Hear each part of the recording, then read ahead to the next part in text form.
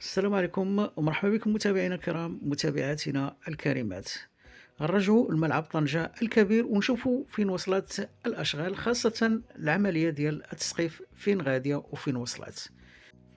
واللي كيتضح من خلال الوتيرة ديالها أنها خدات وقت طويل ومازال غتاخد وقت أطول نظرا للدقة ديالها، خاصة فيما يتعلق بإعداد العوارض الحديدية على الأرض، ثم الرفع ديالها ومحاولة التثبيت ديالها على السقف على الكابلات الفولاذية، وهذا بطبيعة الحال فيه وقت طويل وكي يأخذ متسع طويل من الوقت كما نشاهد من خلال هذه الصور.